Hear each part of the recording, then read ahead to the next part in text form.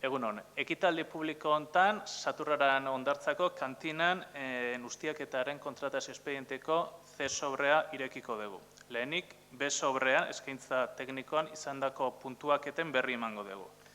Bi eskaintza egondia eta puntuaketa ondoko izan da. Guztira gehienez 20 puntu ateatzea zeuden eta hauek izan dira zenbakiak.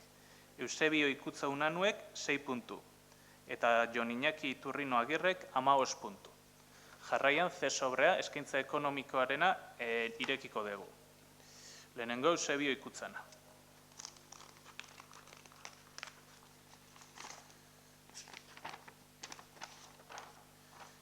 Eusebio Ikutza Unanuek 7.500 euroko eskaintza bat egin du. Eta bigarren eskaintza, Jon Iñaki Iturrino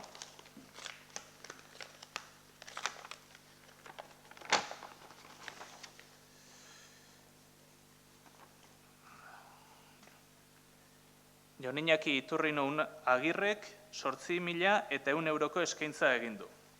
Besterik gabe, puntuak eta kalkuluak egingo dira eta emaitza web orriko kontratatzaileen perfilen argitaratuko da eta esleipendunari jakinari ziko zaio. Eskerrik asko.